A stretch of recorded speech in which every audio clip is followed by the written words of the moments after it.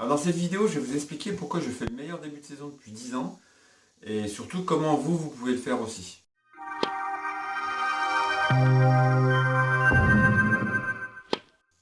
Mais avant de partager ce retour d'expérience, je voudrais vous remercier puisque là on vient de dépasser les 5000 abonnés sur la chaîne YouTube. Donc ce qui fait avec Facebook et Instagram et le blog, ça fait on a dépassé les 12 000. Donc c'est formidable. Quand j'ai commencé ça, ce projet-là il y a 4 ans, j'étais loin d'imaginer que ça pouvait aller aussi loin. Donc un grand merci. On est presque à 1 million de vues sur YouTube également. Donc c'est des caps qui sont symboliques mais qui sont extraordinaires par rapport à ce que mon point de départ quand je suis parti, quand j'ai commencé cette aventure-là. Donc merci beaucoup et puis je vais continuer à partager, donc ça motive pour continuer de vous partager mon expérience sur le tennis et donc vous faire progresser encore et encore dans ce beau sport. Salut, c'est Fab de progressetennis.com. Donc dans cette vidéo, je vais vous relater donc des résultats que j'ai eu en début de saison. Donc on est début de saison de 2020. Donc on est en février, j'ai commencé les premiers matchs en fait fin février seulement. En fait je fais jamais des saisons très longues. L'hiver je suis pas mal occupé par autre chose et puis on n'y a pas beaucoup de tournois donc voilà, j'ai pas envie de faire des centaines de bandes pour en faire.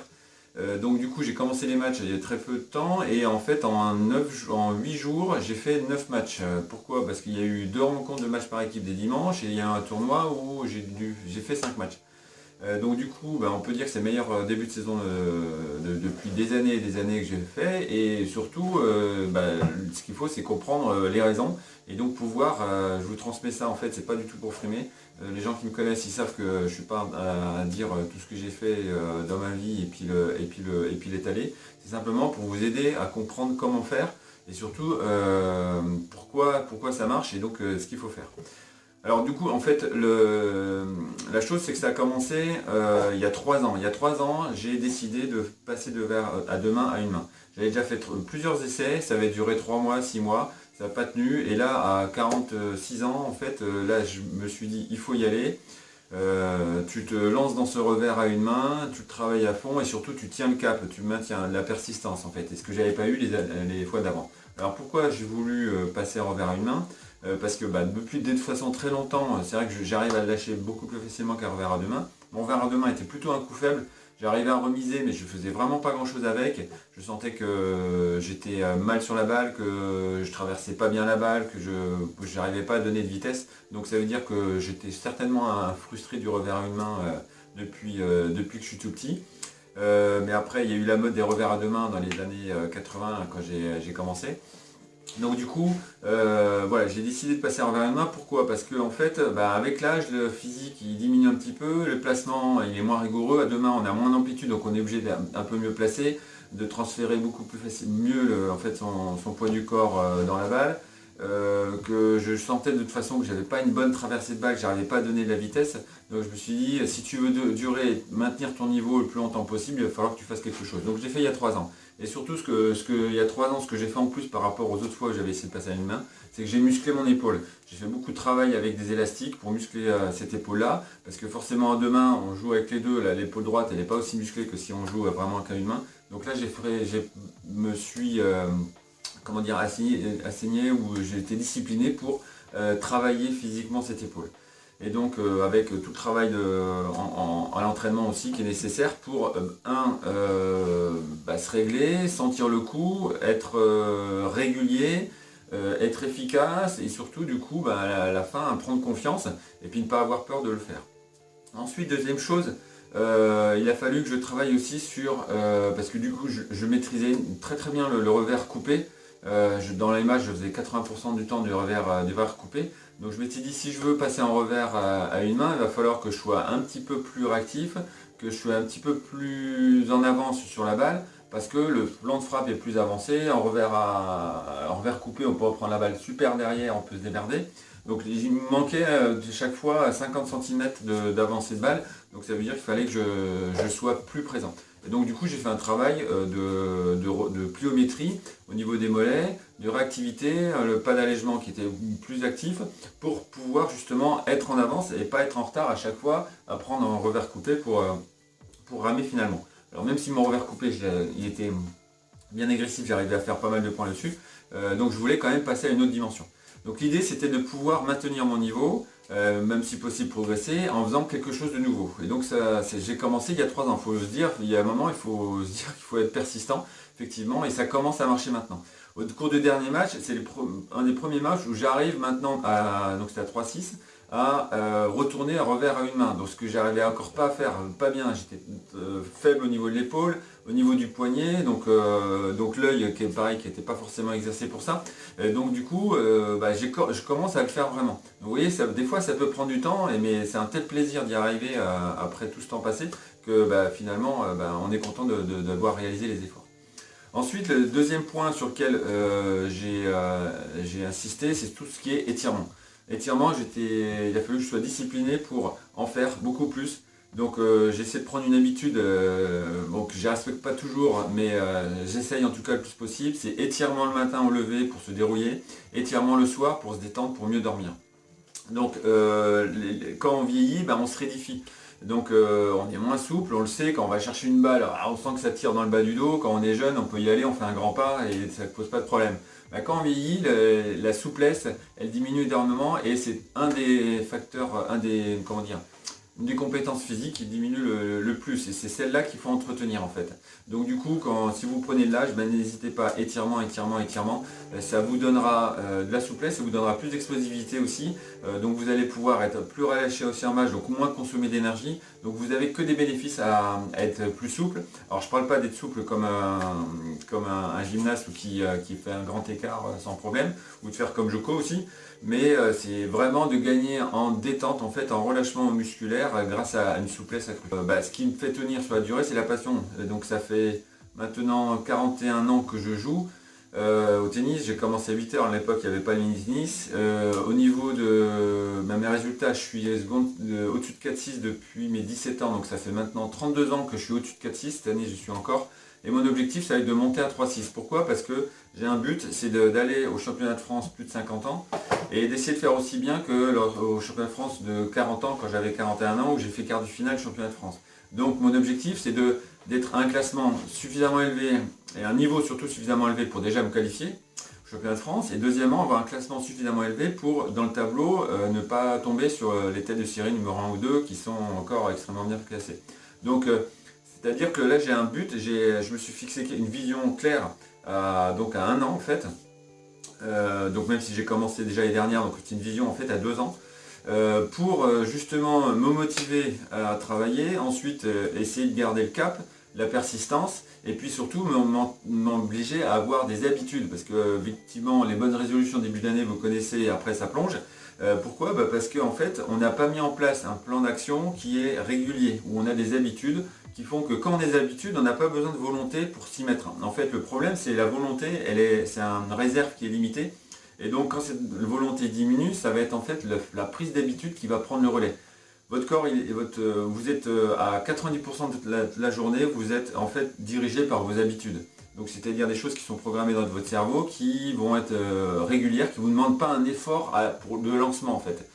Voilà, l'idée c'est qu'une voiture, quand on pousse une voiture, le plus dur c'est le lancement. Une fois qu'elle est lancée, on peut entretenir le lancement. Et donc la volonté, ça va être le lancement de la voiture et l'habitude, ça va être l'entretien de cette vitesse-là. Donc du coup, les habitudes de travail vont faire que les progrès vont venir petit à petit et surtout, ça va demander de moins en moins d'efforts pour le faire. Donc c'est pour ça que dans mon club, on s'est bloqué avec les autres joueurs d'équipe. Là, le lundi et le vendredi, entraînement, quoi qu'il arrive. Donc comme ça, on sait que le lundi c'est bloqué, le vendredi c'est bloqué, on fait entraînement et point barre. Il n'y a pas à discuter, il n'y a pas à se dire bon, il faut que j'appelle un copain, tout ça, il faut que je me force à sortir. Et même quand il fait pas bon, on y va. Il y a même des fois, il y a des entraînements où il avait plu un petit peu, c'était vraiment pas beau et je me suis retrouvé tout seul. Parce que les autres, ils ont lâché un petit peu, ils ont dit oh c'est mouillé. C'est pas grave, j'étais tout seul, j'ai fait du physique, j'ai fait des allers-retours, du fractionné, j'avais un saut de balle et j'ai tapé la balle tout seul, j'ai fait du panier tout seul. Et donc du coup, c'est des entraînements où j'ai pas perdu mon temps de toute façon quoi qu'il arrive. Il faut bien se dire aussi, tous les entraînements, faites en sorte de faire quelque chose de nouveau et pas habituel. C'est l'histoire de 5 minutes de frappe, fond de cours, volée, un peu smash et 3 services et puis on fait des points, ça c'est nul. vous n'allez arriver à rien. En fait, qu'est-ce qui se passe en match? 90% du temps, on fait des choses habituelles, on fait nos petits coups droits, nos petits revers habituels, on est dans une zone de confort, on va dire. Mais après, dès qu'il y a une situation inhabituelle où on va être sorti du terrain, où là il va y avoir, on va prendre une amortie, des choses comme ça, qu'on ne fait jamais à l'entraînement, ou qu'on ne reçoit jamais à l'entraînement, mais c'est là où il faut être performant. Donc c'est ça qu'il faut travailler, c'est tout ce qui est un peu inhabituel, faites-le, travaillez-le. Donc même si en niveau de temps dans un match, c'est pas élevé, vous le faites très rarement, mais n'empêche que c'est à ces situations-là où vous allez pouvoir répondre de manière favorable et puis éviter de rater à chaque fois qu'il y a une situation un petit peu exceptionnelle. Donc par exemple, quand vous êtes sorti du terrain, vous êtes carrément au-delà du couloir, là dans ces balles-là, qu'est-ce que vous faites? Est-ce que vous êtes entraîné à soit claquer long ligne avec la balle qui rentre en fait, ou soit à jouer très court croisé pour vraiment sortir l'adversaire? Est-ce que vous êtes déjà entraîné à ça? Quand vous avez une amortie, est-ce que vous êtes déjà entraîné à soit la rejouer longue ligne, soit très courte amortie croisée ou alors juste en face? Est-ce que vous avez déjà fait un entraînement, un exercice où vous avez répondu à une amortie? Voilà, tout ça, c'est hyper important parce que ça maintient la motivation, parce qu'on est encore en train de faire des choses nouvelles, parce que le pire des choses, c'est de la routine. Et donc là, on fait des choses nouvelles, et donc on augmente ses capacités de réponse pendant un match, et du coup, on entretient la passion. Ensuite aussi cet hiver, donc, ce qui a vraiment déclenché les choses, c'est le fait que j'ai fait un travail physique. Pourquoi? Parce que j'ai mis en place un programme de traitement physique spécifique au tennis avec un coach sportif professionnel qui a fait du tennis pendant des années, qui a été 2-6 aussi, donc il a les doubles compétences, coach sportif et tennisman. Et donc du coup, cet entraînement-là, évidemment, je me suis appliqué. Tout ce que je vous mets sur les vidéos de mes articles, c'est des choses que je fais moi-même. Je suis vraiment pas du genre à faire ce que je dis, pas ce que je fais. Et donc du coup, je l'ai mis en place, je l'ai fait. Je peux, avec le peu de temps que j'ai, je peux faire qu'une seule séance, mais rien qu'une seule séance, ça m'a fait un bien fou. C'est la séance donc, qui est en fractionné. Et donc il y a une autre séance de fractionné et gainage. Il y a une deuxième séance qui est sur tout ce qui est renforcement musculaire, jambes et épaules. Et la troisième séance, tout ce qui est explosivité et vitesse. Donc même en faisant que la première séance, là je sens un bénéfice incroyable. Je joue que des jeunes de 20 ans, qui pourraient être mes enfants en fait. Donc j'ai presque 30 ans ou 25 ans de plus, mais au niveau physique, j'ai rien à leur envier. C'est-à-dire que même après des rallyes, ils sont pas plus frais que moi, quoi. Donc ça veut dire que je travaille pas mon physique de manière complètement outrancière. Je fais une séance qui est précise, qui est vraiment adaptée au tennis, et du coup il y a les résultats. En fait, le dernier élément qui a rajouté, qui fait que je fais le meilleur début de saison depuis des années, ça a été ça. C'est faire un travail physique spécifique, mais surtout efficace. Pas soulever de la fonte pendant des heures, ou pas faire des footings pendant des heures non plus toute la semaine. Donc ce programme-là, donc je vous le propose, il est à la vente. Je vous mets les liens en dessous. Donc tout ce que j'ai dit, ou toutes les vidéos complémentaires que je pourrais avoir par rapport à celle-ci, je mets tout dans la description en fait. Donc vous regardez la description et puis je vous invite à compléter les informations que vous avez. Donc voilà, j'ai partagé vraiment tout ce que j'ai fait. L'idée c'est de transmettre et puis faire en sorte que les gens soient motivés pour faire du tennis un maximum. On sait que le nombre de licenciés baisse, on sait que on est passé en dessous d'1 million, mais on est quand même encore presque à 1 million. Donc le tennis c'est encore un sport qui est hyper pratiqué, et puis c'est un sport qui est formidable, on peut le pratiquer toute sa vie. J'espère que je vivrai jusqu'à 100 ans, et j'espère qu'à 100 ans je pourrai encore faire du tennis. Il y a toujours à apprendre. Et donc voilà, conclusion de cette vidéo, le tennis c'est sport de toute une vie. Donc voilà. Donc n'hésitez pas à appliquer tout ce que je vous ai dit.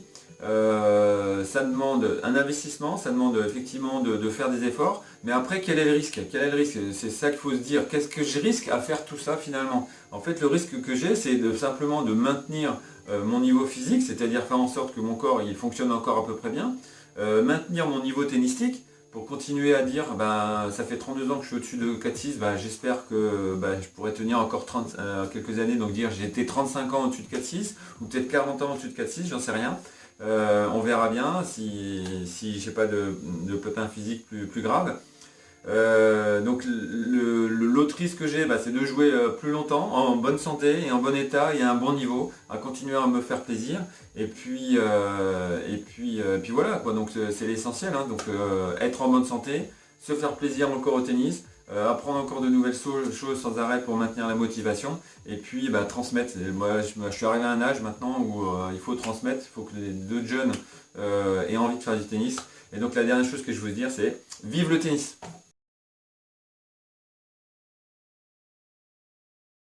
Si tu veux accélérer ta progression et casser tes limites, n'hésite pas à me contacter. J'ai 40 ans de tennis derrière moi avec environ 1200 matchs joués et une expérience de 25 ans d'enseignement. Donc j'ai tous les outils pour t'aider à devenir un joueur accompli.